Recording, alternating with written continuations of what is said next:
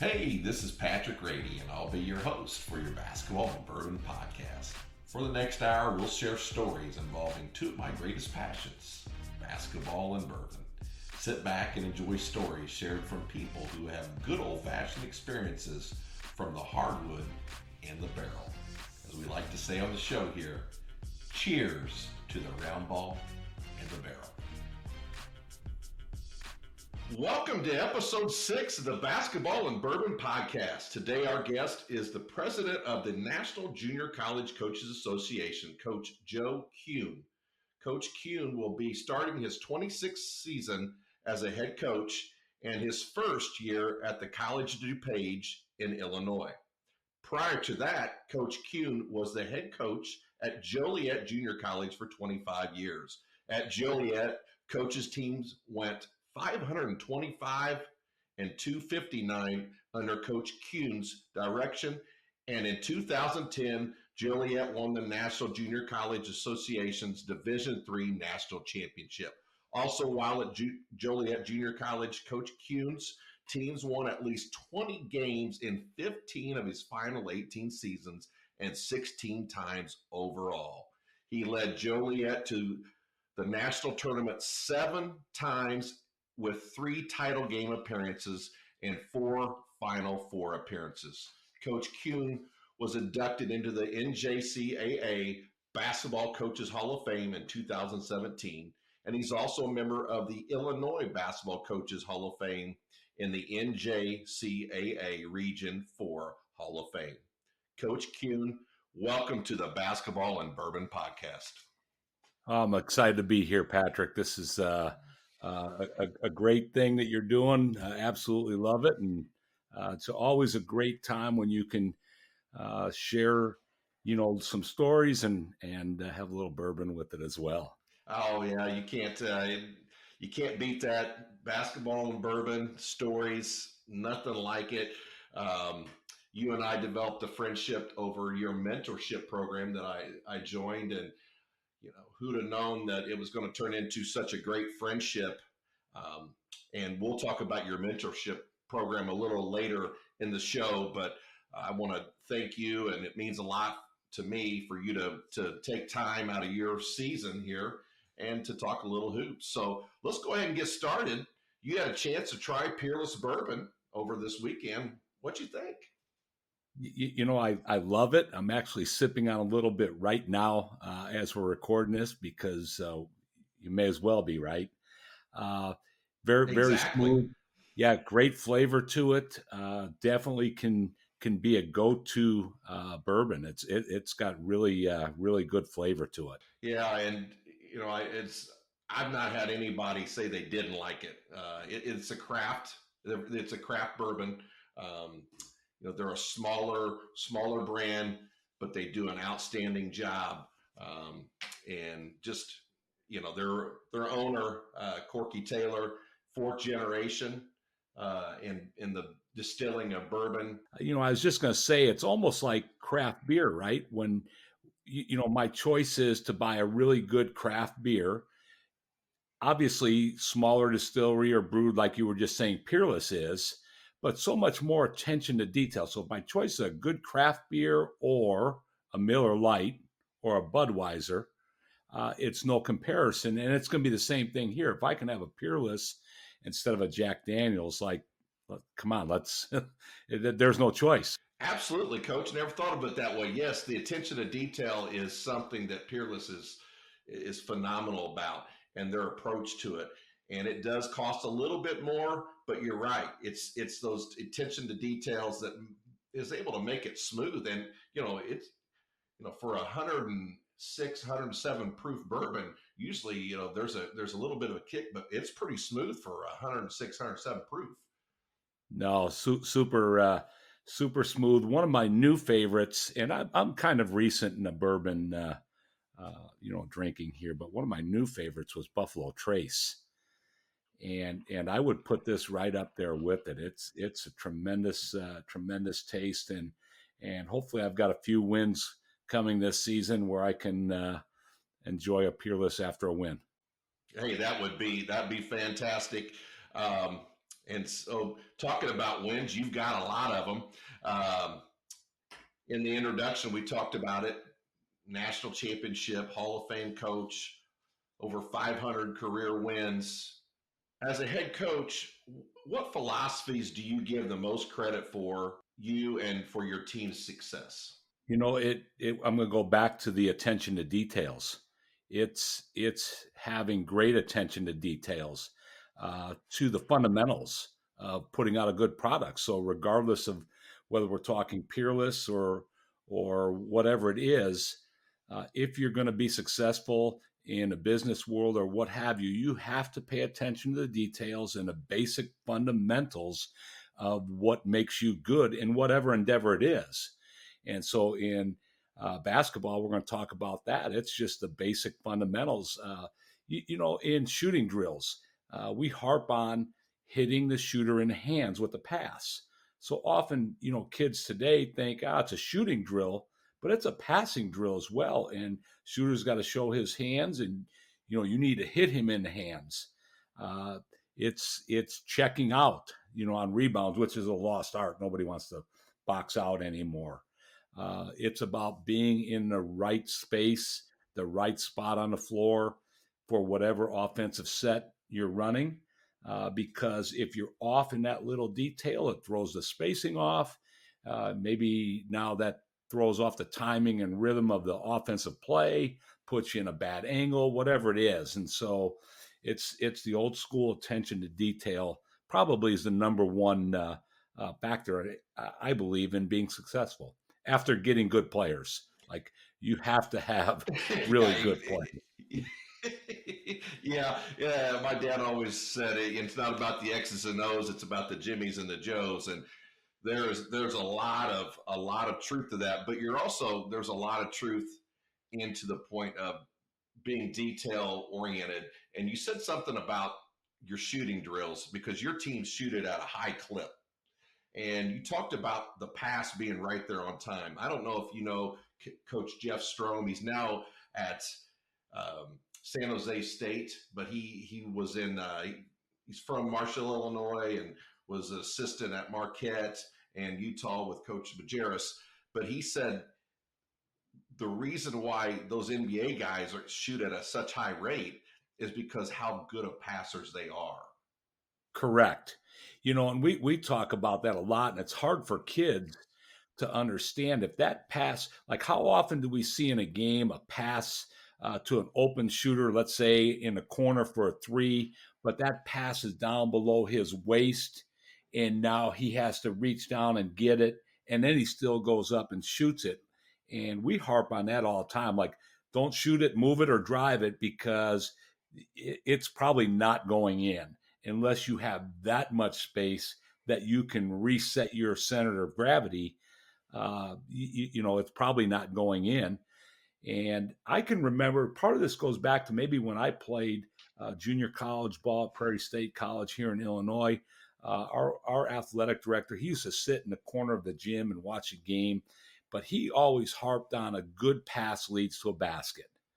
And so that's the kind of concept right here. If I hit that shooter with a good pass in his hands when he's ready to catch and shoot, hands, feet ready, his percentage is going up. And so we harp on that constantly. I can't agree with you more there.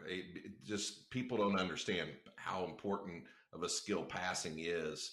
And I know a coach of mine that I coached with. It's no longer with us, but we used to talk about, you can tell when a player's pretty selfish too. He'll throw a pass he knows that guy can't take a shot with, maybe hoping he'll get it back. I mean, a lot of times if you're watching, that's as selfish play as not passing or taking a crazy shot. No question about it. But it goes back to getting good players. Obviously, at our level, there's a progression to being successful. It starts with the off season in recruiting good talent. Then it gets to the preseason part where guys are working on their individual skills and improving their game. And then we win games in practice. I believe, not in a game. Obviously, we have to carry over to the game. We have to win that war in a game, but you kind of get what you've earned in practice. And so, especially if you're equal talent, because the guys that are going to be prepared, pay more attention to detail, scout, whatever it is, their odds of being more successful are better than, the other team if they've not done that.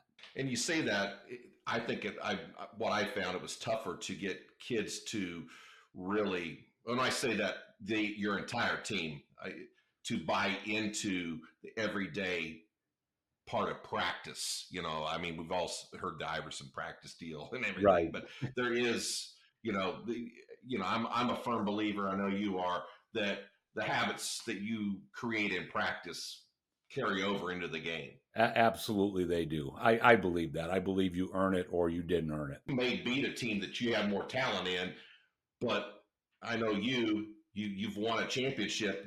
We're talking about championship teams when we talk about earning. Yeah, you might get lucky and win a game here or there, but you're not going to win championships if you don't earn it in practice. No, absolutely. And for us at our level, our goal is to get to that national tournament, regardless of how we get there. Obviously, you never know what can happen when you do get there, but we've done it a few times. It's not easy to get there. People don't realize that. Everybody's trying to win, and everybody's got pretty good players for the most part, and it's a battle. So one of the things that I started thinking about is this is year 26. So you've coached a better part of 3 decades and had the success that you've had. You're killing Now, me with during that that one. You're time, killing me. 3 well, decades. the 3 decades, Yeah, I but get it. when you started coaching, we didn't have the phones. We didn't have the texting. I'm not even sure we had the internet, did we? And so can you share with us, and this is why I think of greatness as a coach. Over 3 decades, society has changed so much, but you have been able to still be successful and win games. And I know that in those changes, so have the players' mentalities and how have you been able to adapt to the changes in society and still kept being successful? Yep. So I think it's still going back to, I'm going to go back to that value of the attention to detail and fundamentals. So I don't, regardless of where we're at in the game, in the rule changes, in players' skill set changing. So like right now, obviously, uh, the 3-point line and at the rim are the biggest, goals offensively, right? That mid range is kind of taking a back seat. Uh, Maybe there's more predominantly dribble drive versus running set plays, whatever it is. So things are going to change as the game changes, as copycat. Uh, but I think regardless of what you're doing, you need to pay attention to those details and do it to the best of your ability. So I think it starts with that regardless. The other important thing I've always believed, and I don't know that kids have changed as much in this time as other outside factors and influence have changed. Mm, So I mm. think kids still are kind of the same in that I think they all want to try to be as good as they can be. I think for the most part, want to know what you're thinking. I think they want to be communicated with.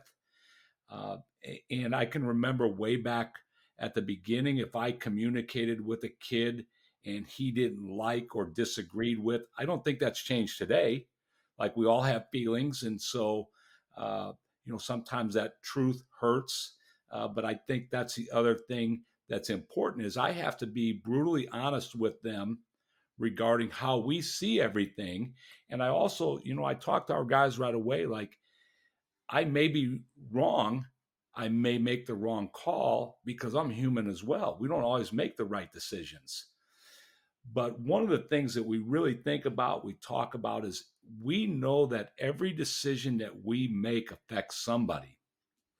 And so now we really think through the decisions that we're going to make as far as the rotations, is where everybody's at in the pecking order as far as what offenses we're going to run, because I've adapted and changed and will adjust and tweak our system every year based on what we have, because the talent that we have is maybe a little bit different this year than it was last year or 10 years ago or 25 years ago.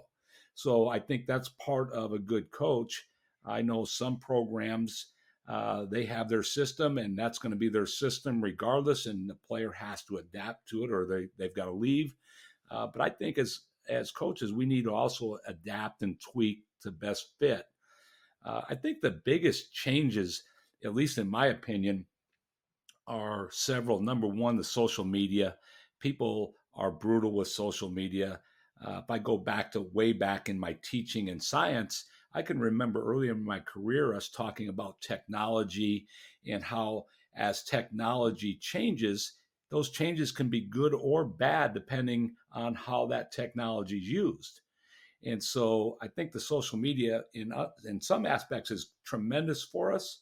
In some aspects, it's hurting kids because they'll type their message and send it rather than speak it to somebody sitting like right next to them. Like they could be sitting right next to each other and they'll text each other rather than talk.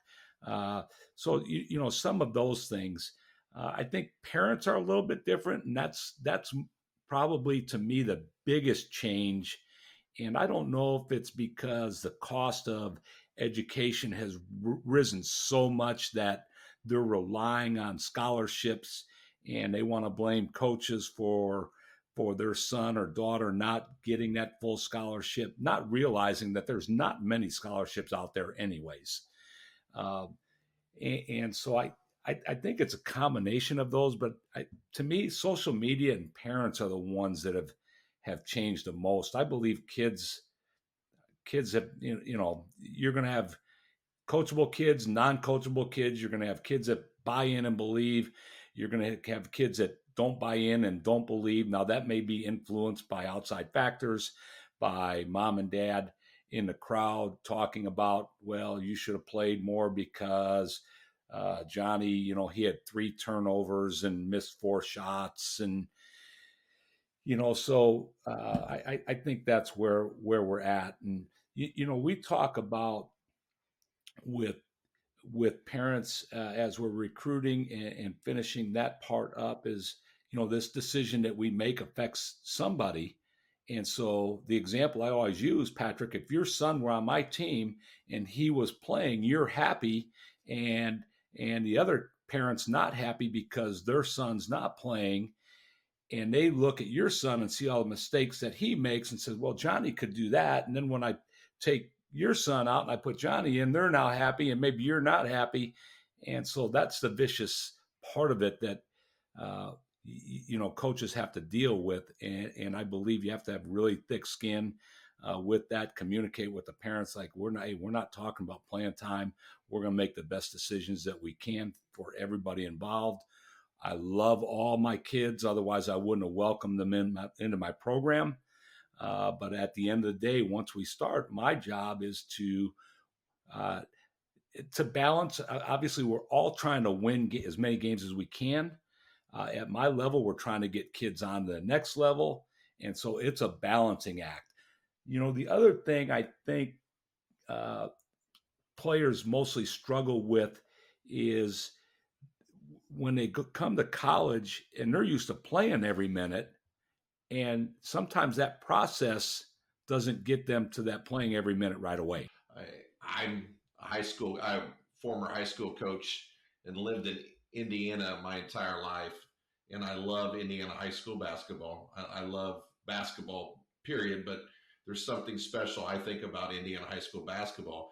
And college coaches would always seem to covet Indiana players. Early in your career and throughout your career, you've been successful being able to recruit some Indiana players. What is it about the Indiana basketball player that helped you become successful, and what are some intangible things that you see that you really like about coaching a kid from Indiana?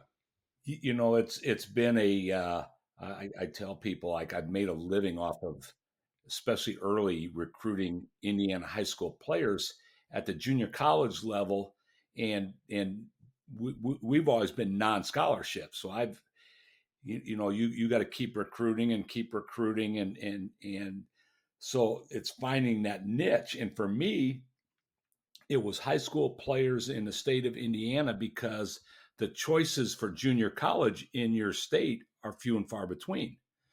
You have Vincennes at the very high end, and they're getting the high level guys, and then it wasn't until, Ancilla didn't have basketball right away, but then they added basketball. And so that was really about it. Or it was Division III NCAA, and there's no knock, nothing wrong with those, but they are costly.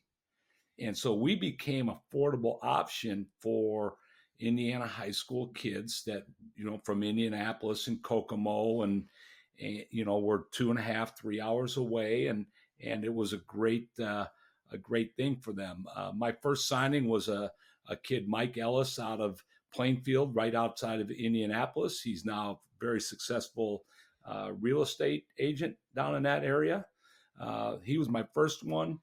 And one of the things that I've liked the most is these kids, for the most part, come and they have been coached. They have been taught. And if I wanted to stereotype it, a lot of them can really shoot the basketball. And that's And you like guys that can shoot the and I basketball. love guys that can shoot, because at the end of every one of my cute little plays, somebody has to shoot. And if they can't shoot, my play doesn't look good. And so I need that cute little play to look good. And so, Mike Ellis, his first year with us, his freshman year, he was 112 of 236 from three. So you're at 48%, 112 makes, and he missed 9.5 games to a real high ankle sprain. That's shooting at an unbelievable clip.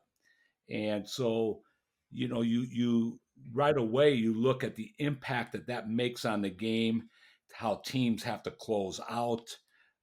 That's part of really early why, to me, shooting is such the most important factor, is because it spaces the floor, because teams have to guard. So now that guy that doesn't shoot as well, he's got more space because they got to worry about Mike Ellis. Or Troy Shanks was another great one for us out of Delphi. And Troy ended up becoming the all-time three-point shooting leader at Joliet Junior College 2 seasons, and went on to play at IUPUI for Ron Hunter. But again, a typical, stereotype Indiana kid that could really just shoot the lights out, because he went to the gym every morning before school and shot. Yeah. And so another one of the players you recruited was Dustin Smith. And Yeah. Dustin was he's one of the best AAU coaches that we have in our state. And I had a player of mine who is now at Cedarville, and I know Dustin did a great job helping develop him, and they played really good defense. They played an offense that was, the kids shared the ball, and it was great. So when I found out that he played for you, I thought that was just fantastic. And have you gotten to see his son Braden play? I have not. Obviously, I will see him soon on TV. I've talked to Matt Painter about him. Matt loves him. But Dustin played for me in 99, 2000, and then 2000, 2001. His sophomore year, he led the country in assists at 11.3 assists a game. Just a tremendous vision, could shoot the ball. And I remember his visit point blank, and after we toured and everything, and with his mom and dad and Dustin. And one of the questions that we get all the time is like, what's the timeline, to make a decision? I said, well, the timeline is I need a point guard, and the first one that commits that I like, I'm taking. And then that's it. And they called us about an hour into their ride home and committed. And he had 2 great years. His sophomore year, we were 25-7. We got beaten a region championship to get the nationals. on a really, really tough game. But then he did so well, we ended up with a kid from Kokomo, Gordon Morgan, out of Kokomo High School. And Gordon, this is a fabulous story. We were playing, we were the sacrificial lamb for the D1 JUCO, so we got invited to a tournament down in Florida, and we're playing Central Florida, and we're losing by 17 at halftime. And the ironic thing about that is when they introduced, there's a couple ironic things, but when they introduced the starting lineup, the team from Florida started more kids from Illinois than we did, because I think I started 3 Indiana kids that game. And it was against Gene Smithson, who had been at Wichita State, and he was out of Rich East High School, which is the high school that I had taught at and coached at as well. And so kind of an ironic connection. He was going for his 300th career win at Central Florida. We're down 17, and my assistant said to Gordon at halftime, Gordon, if we're going to get back in the game, you got to go score some points. And so he scored 42 points in the second half. We won by 18 points. And, it was open recruiting season. And boy, the schools there just loved him. Gordon was 5'8", could dunk off of both feet, tremendously explosive athlete. And I'll never forget this game as long as I live, that half. He was 9 of 11 from 3, hit 5 pull-up jump shots, and was 5 of 5 from the free throw line. But the most exciting, obviously, winning that game and getting the money and the hotel rooms and the food as well. That's all. I mean, you love all that. But the players afterward, they just kept letting him come off of screens and finding him because he got it going and they knew he was hot. And that was one of the most exciting things, is that players recognized that and just kept feeding him. And boy, he had a half 42. So when I tell this story, people say, well, how many did he end up with? And it's 43. So he had 1 point in the first half and 42 in the second half.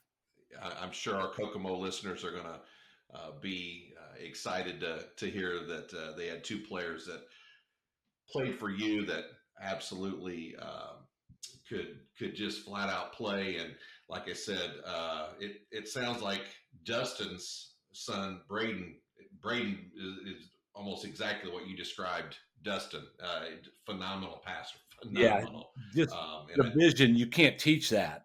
You can't teach that. And so, like, when we're recruiting a kid, sometimes, like, I look at his ability to shoot the ball, and I do it backwards compared to everybody else in the world. I think is I don't worry about their defense. I'm only looking at their offense, and because it's hard to score, and I can't teach that kid to score. I can't teach his vision. I can make him play defense, or at least reasonably well enough, because if he doesn't want to do that, he could sit. And so, but I can't, like, that instinct of seeing and dropping the pass and pitching it ahead, or, one of the things we talk about is knowing who to pass to and who not to pass to. Like, sometimes you don't want to pass that guy because he can't catch it. Or shoot it, or dribble it. And with the shot clock, that's even more important. No, absolutely. And so that's the hard thing about a point guard, is you have so many responsibilities to manage. And so those, like, people talk about, well, those guards are a dime a dozen. That's a hell no right there. Guards may be, but those really good ones, no, they're hard to get. 100%. And I think every coach in the country will agree with you and give you an amen on that one. All right, so we're going to take a short break. We're going to hear from our sponsor, Kentucky Peerless Distillery, and then when we come back, we're going to ask Coach Kuhn if he could tell us what his starting 5 of bourbons would be. The Peerless household offers an ambiance like no other. Our team is honored to share what makes the Kentucky Peerless Distilling Company so unique. Our urban distillery and vast family history are unmatched. After 5 generations of bourbon makers, we have the patience to make your favorite bourbon. We are Kentucky Peerless Distilling Company, makers of fine bourbon and rye whiskey. All right. Well, that voice there that you just heard was the owner of the distillery at Kentucky Peerless, Corky Taylor. And if you get there, get a chance, tell Corky that Patrick and the Basketball and Bourbon podcast sent you. All right. So we're going to ask Coach Kuhn what his starting five of bourbons would be. And our starting five lineup is sponsored by our other sponsor, Rustic Barrel Company. They specialize in selling custom handmade rustic products. They also have bourbon and wine barrels available for purchase or rent. Give them a follow on Facebook at Rustic Barrel Company, or visit them on the web at rusticbarrel.com. co.com. All right, Coach, tell us who your bourbon starting five would be. Okay, this is kind of an easy one. I'm going to start with Elijah Craig. Elijah, Oh, yes. that was one of the first ones that I was kind of introduced to as that beginner type bourbon. Not too pricey, good flavor. So that's going to go back to my roots of the beginning of my bourbon trail here, I guess. And so Elijah Craig always has a place in my rotation. Then I was turned on to Bowman Brother. Okay, yes, yeah. Another really solid one, good flavor, smooth. And so that one I like with a nice couple ice cubes in there, just a little bit of chill to it, but really Absolutely. like that. Then the two most recent ones, Angel's Envy had some That's of good. that, not too long ago. My neighbor across the street, he's a big bourbon guy. He's waiting for me to bring some of this Peerless over, actually, and we're gonna sample a little bit of that. So Angel's Envy, and then the Buffalo Trace. I'm like, wow, is this stuff really good? And Peerless is definitely going into that starting five. Peerless is going to be my go-to after every victory this season. I'm going to sit back and enjoy a Peerless. And I'm not even going to put the game film in. I'm just going to sit back and relax and enjoy that win. Hey, I like to hear that. That Peerless is that guy that's coming off that shot that you want shooting that jumper, right? There is no question about it. It's really good. So, you talked about just kind of sipping on that and not watching the game film. Coaching requires so much time away from everything. I kind of liken it to a bear and hibernating season from the winter. I can't even, sometimes I can't tell you what's going on in the world because I get so engrossed into practice planning, watching film, preparing, worrying about your kids, whether their grades, anything. And recently, you and I were talking. You said a coworker had asked you about a movie, and you said movie, So it's difficult, isn't it? Oh, absolutely. And my wife and daughter, they would, half joking but half true. When we started in October, it's like, see you in March. And so the hard, right? And the hard part is, like, we've talked how people would say to me, well, who do you think's going to be good in the NCAA? I'm like, I don't know. Like, I don't watch it because I always am preparing for our opponents. Like, if they want to ask me about Madison College or Rock Valley College or the teams in our league, Milwaukee, yeah, I know everything about them. I know that kid can't go left. I know this kid can shoot. I know we got to keep him off the glass, and he's going to be an All-American.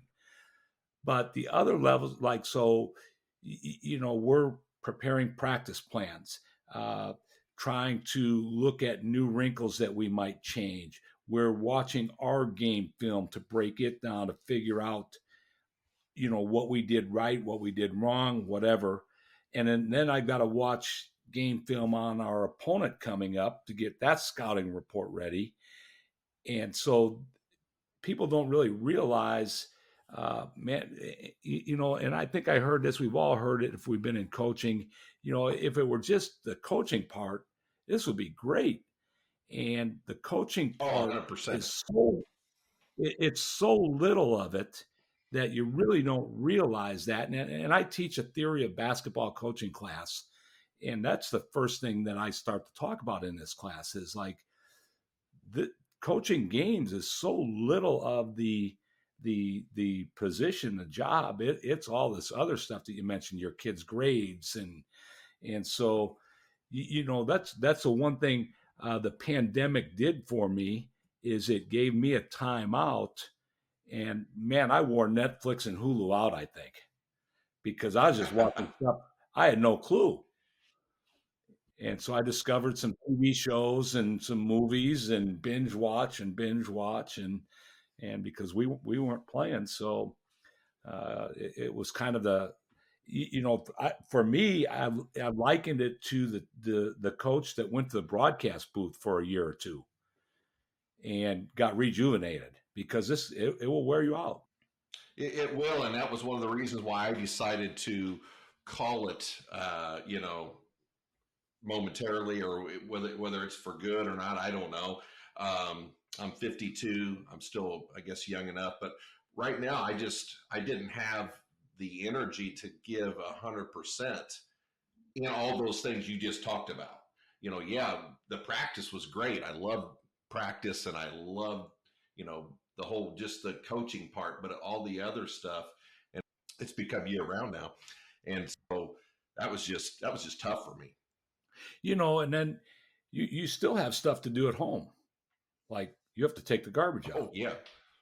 And mow the yard or shovel the driveway or whatever it is, and go out to dinner with your wife. And there's this event that's coming up. And that's the one thing I would tell young coaches getting in is like, I was lucky, except for our conference schedule, I was able to control when we played or didn't play, like all of our non-conference games. And so I would get the family calendar down first as much as I could. And so if my daughter had a band deal, I wouldn't play unless I absolutely had to, so that I could beat at those things, because it's so hard. And especially if you're the head coach, you're being pulled in a lot of different directions, and family can suffer because of it. So you really got to focus on I think you and I are a lot alike in our philosophies, just kind of talking, to you over the course of the last 2 to 3 seasons. One thing that you and I do, you like to go back and you like to study teams after the season's over in the off season. We may not get a chance to watch a lot of them play during the season, and when we say NCAA, but who are some of the teams currently, coaches, teams that you like to study? I would always start with Michigan State, just because of the toughness in which they play. And that might not go well with the Indiana listeners.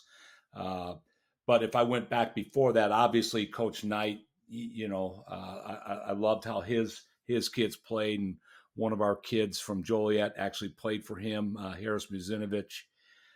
Harris was from Joliet, played for Indiana, and had a great career overseas.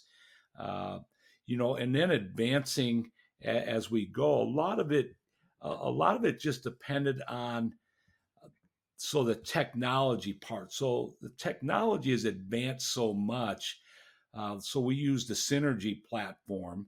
And so the last few years, I've been able to go in and figure out, well, who was the top 3 or 4 teams in the country in baseline out of bounds? And so like Northern Iowa, South Dakota State. So looking at programs that most people would never think about looking at. Wichita State, Greg Marshall, great after timeouts. So studying and I could just pull out the after timeout clips and say, what are they doing? Why are they so successful after timeouts?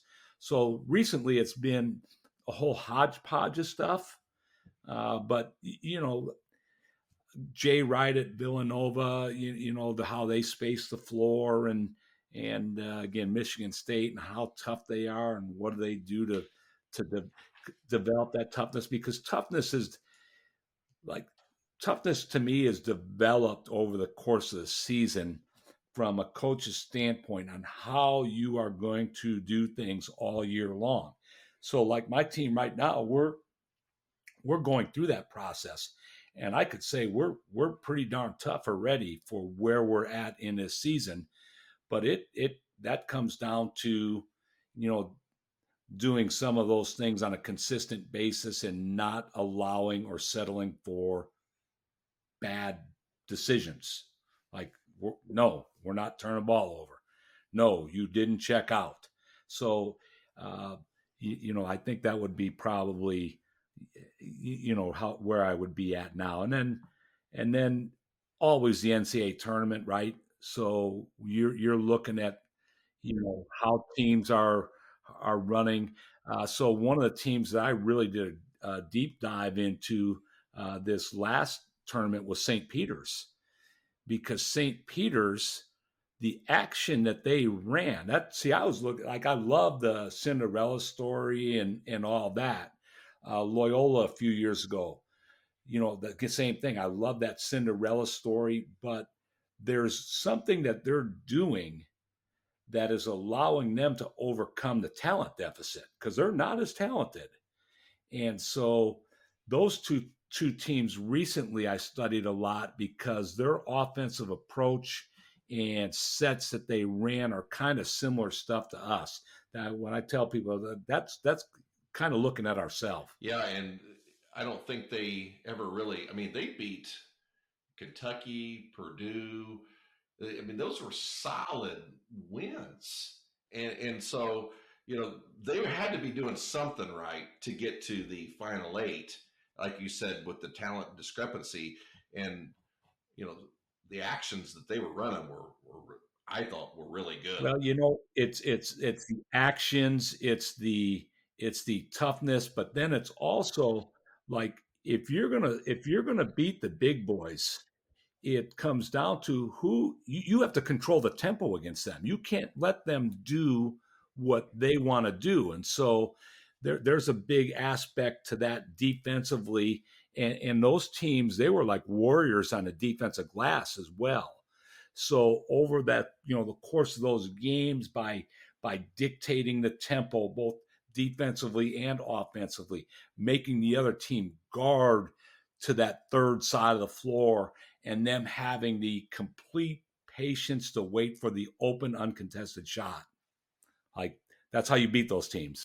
As a young coach, I was influenced by my father, who coached for 51 years in the state of Indiana, Coach Knight, Coach Don Meyer, and Coach Jim Boone. All had an influence on my coaching and my coaching philosophy.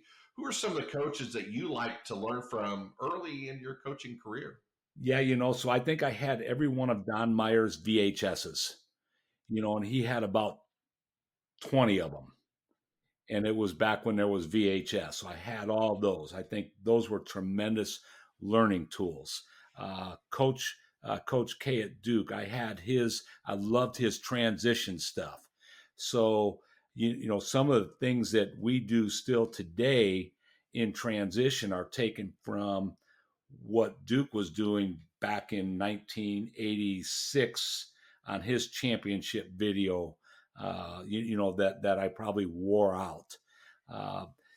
Then I was lucky to I was an assistant at Joliet Junior College, and I met an old timer who's in the Illinois Hall of Fame here, from high school, went to the junior college ranks. John Jones was at Lamont High School, and he was an assistant with me at Joliet. And then, he was a retired teacher. When I became the head coach then at Joliet, he was with me my first 3 to 4 years, I think. And so having an old timer that's seen everything, done everything, that would challenge you and your ideas, knowing that it's going to make you think and grow. So that was definitely one of them. I had a couple years where I was an assistant at the University of St. Francis, worked for Pat Sullivan, and Pat was very well connected. If you want to talk about Rick Majerus or Al McGuire or any of those guys. Like, he was tied in with all those guys, had his opportunities to move on, but like the NAIA level, like Coach Meyer did, and just liked what that was about. They were probably Meyer and guys like Sullivan and those guys that didn't have that desire to move to the next level. They're probably way ahead of their time, knowing all the nonsense, like the cheating and the payment and all that goes on that everybody doesn't really want to acknowledge. They don't want no part of that stuff. They wanted to coach basketball with people that, good kids that were student athletes. Not to say that D1 guys aren't. No, but I think sometimes, and you talk about championship videos and those kind of things, one of the things that I said, my father was a mentor, but he always told me, he said, now, when you're taking a look at some of the colleges, he said, look at, your junior college coaches, your Division III coaches. He said, and look at some of the successful coaches in those arenas, because he said that's going to be a closer to how you're going to have to play in high school. And so, and I can remember him having, I don't know if you know Coach Tom Cooper and Absolutely. Cooper's matchup zone there. And so he would, and then he was Dick Bennett before Dick Bennett was, what he had the Dick Bennett films when he was in, at Platteville. And so I think, that there's a lot of great coaching at your level. And I think as young coaches, I would suggest, when you take a look at that, don't just look at the Division I guys. And that was one of the things that attracted me. I bought your film, and you gave me your phone number. I'm like, holy cow, this guy, and so we started talking, and I was able to, we developed a friendship through that. So I would highly recommend, for young coaches that you take a look at some of the coaches now in the game at the NAIA, junior college, and Division III level. Would you agree to that? Oh, absolutely. One of my best friends played for Tom Cooper, actually won a national championship, and he was MVP of their national championship tournament. But yeah, because here's one of the things that I believe, and obviously the game doesn't believe this at the higher level, but if you can coach at some of these situations that we're in, you can coach anywhere because you are doing everything basically yourself. You don't have equipment managers, strength and conditioning coaches, academic people. You don't have all the film editors. You don't have all that stuff, and it makes such a difference. When all that stuff is taken off your plate. I'm very fortunate now in my move to the College of Dupage that they have all that stuff. It's amazing. Our athletic director, Ryan Kaiser, came from the 4-year NCAA, and his goal is to have our athletes have a 4-year experience in a 2-year setting. And so we have all that stuff. So it's absolutely amazing. So, when a D1 coach leaves the game, he comes back, the next day, and everything's done for him. Like, he don't have to even, he's not going home like you and I and sipping on a bourbon and putting in the game film and watching it and breaking it down and charting everything. That's all done for him. You're the president of National Junior College Association coaches. There's also the NABC, which I believe you're part of. Yes. They do a great job of raising money for the cancer. And you were recently at a cancer benefit in Chicago, right? With championship videos. Is that correct? Actually, it was through our coaches association and our executive director, Tom McDonald, who heads up championship. Okay. And so I was the N1 to this event, and it was just downtown Chicago. I mean, not real cheap to go to, but we know the proceeds benefit not only Cancer Society. This event, Roy Williams, Lon Kruger, and Reggie Minton were honored. And so the proceeds went to go towards helping build a community center in a area that needs that on the west side of Chicago. Sitting at my table 2 seats away, I'm with Shaka Smart, and you talk, and the stories, and they're not any different than any of us, and he was telling us about how when he got started, he was living in a apartment that he could barely afford and ate Subway for lunch and dinner. He'd buy a foot long every day and cut it in half, and half was lunch and half was dinner. And that's paying your dues, but the things that, and we're going to be advancing our junior college association along with the coaches in cancer. So we're trying to work towards that, where that Suits and Sneaker Weeks, we've got a huge national fundraising event going towards cancer awareness as well. We've all been touched by it.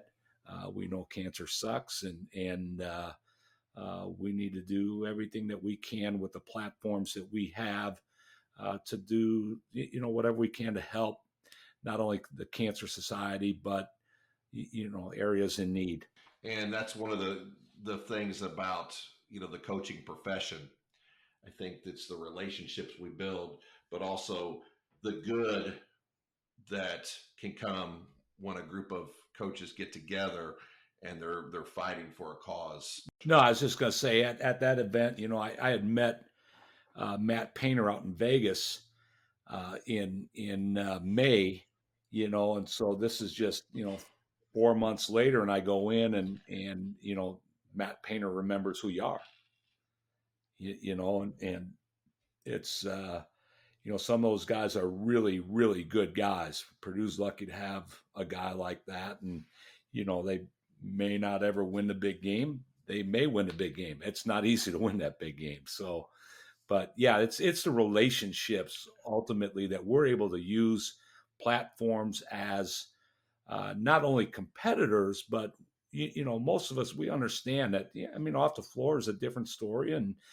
we're helping build relationships and helping causes. Yeah, Coach Painter's a great guy, and his teams. You talk about toughness, and he does it with a fair amount of Indiana kids too, and so yeah. And you kind of, I went to Indiana State University, so I don't have this IU or Purdue.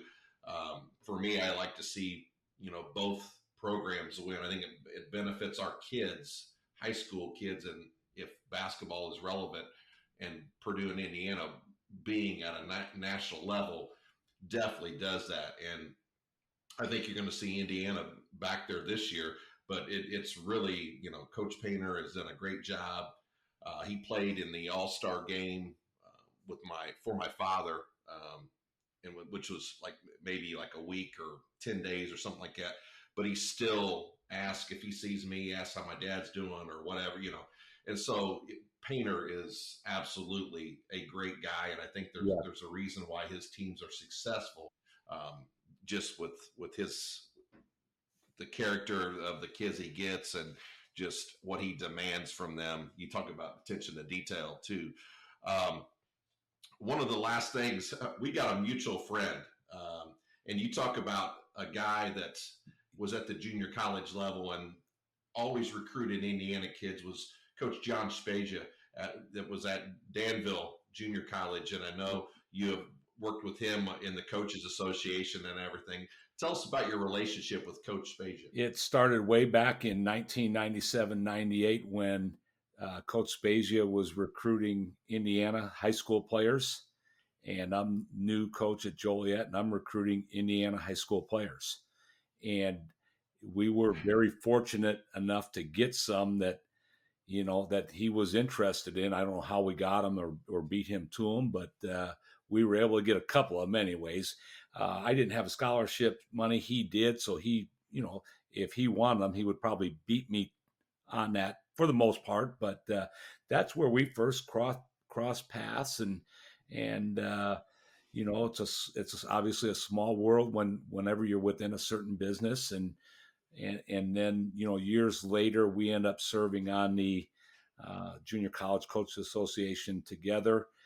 John was a past president of it and has done a lot to grow our game, helping bring into light. We have a junior college national all-star game every year. I was fortunate enough to coach it a couple times.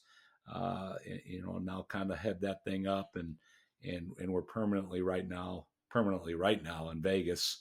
But it had been in Scottsdale, but John's really been, battling for junior college awareness, and John loves the state of Illinois, Hall of Fame, and has worked really, really hard on putting together and getting us a high school Hall of Fame museum in the state of Illinois. He's been really just spent his life dedicated towards helping, student athletes in the game of basketball.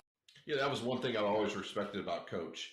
It was that he was always trying to promote other people rather than just himself and his programs. And his programs were very, very successful.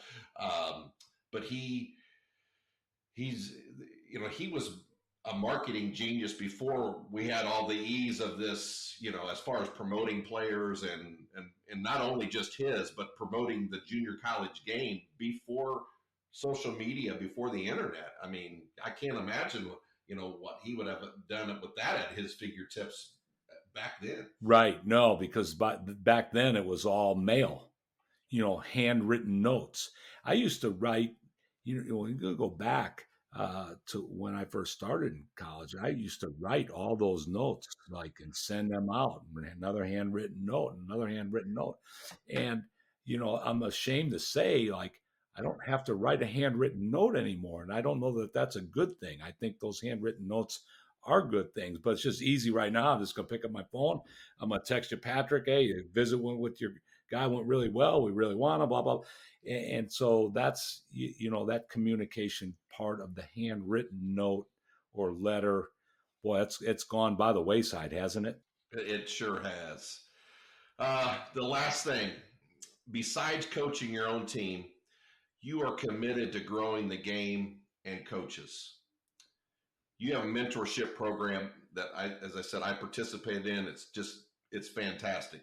Can you tell us the reason you started this, and if we have any coaches out there that are listening, how can they sign up? Where can they go for more information? Yeah, probably the biggest thing is, they could email me, JOEKUHN, the number 1 at iCloud.com, and I could get them set up from that. Or go to my website, joecunebasketball.com, and I could get them started in the right direction with that, where I have, a lot of different videos and playbooks and stuff. And I just felt so fortunate as a young coach, having the opportunity to learn from other coaches through clinics, through videos, things of that nature. And I had, in my teaching part, I had an old instructional assistant, Billy Derrick, who's passed away a few years ago. And way back, Billy kept telling me, Coach, you need to write a book. You got a lot of stories. You got a lot of knowledge to share. You got to write a book. Like, Billy, I'll get to it one day. I'll get to it. And then I put together my blocker mover manual and had that thing together. I'm like, Billy, I'm working on it. And then Billy retired, and I invited him to lunch one day, and we had pizza, and I here it is. Put together, it's not a book per se, but it's a coach's manual book. And, and Tom McDonald got a hold of it, and he said, man, we need to make a couple of videos. There's nothing like this out on the market. So we ended up making the 2 videos, and I'm like, I've got a lot of things. I'm at that point that I just want to help coaches grow. Obviously I make a little bit of money on it. But it's, minimal compared to, in my opinion, most of what the product is, and with the main goal of just helping coaches. And if a coach can't afford it, shoot, we'll do whatever we got to do. I'm here to help coaches grow. Helping grow the game. And if it wasn't for coaches before us that helped us, they passed the torch to us, and now it's time for us to do the same thing for other young coaches. So, Absolutely. And, let me add one more thing on that, Coach, if I could. The one thing that bothered me, was like when you would write a letter to or contact a coach who said in his video, like, I'll get back to you if you let me know if you need anything, and then they don't, and I'm like, I'm never going to be that guy. If I get that chance, I'm never going to be that guy. If I say you can get a hold of me, like, get a hold of me, and I'm going to give you what I got. And so that's our responsibility, I believe. it wasn't every clinic. They're always like, "Hey, call the office," right? Yeah, Yeah, right. and then you do, and some of them don't. You're like, okay, which they give the other coaches like you a bad rap that when you do say it in the video or a clinic, people are like, well, maybe they won't. So, well, Right. Coach, I can't thank you enough. I cannot thank you enough for being on the show here, and definitely we'll have to have you back again. We'll get some more stories, and I look forward, as I've recently retired from coaching, getting up and watching some of your teams play, and definitely getting up there this year, watching a practice, watching a game. So, Coach, thank you. Absolutely. Anytime. Really enjoy this. It's a great format. And again, bourbon and basketball. What else is, can't beat it. Exactly. Well, that's a wrap for episode 6 of the Basketball and Bourbon podcast.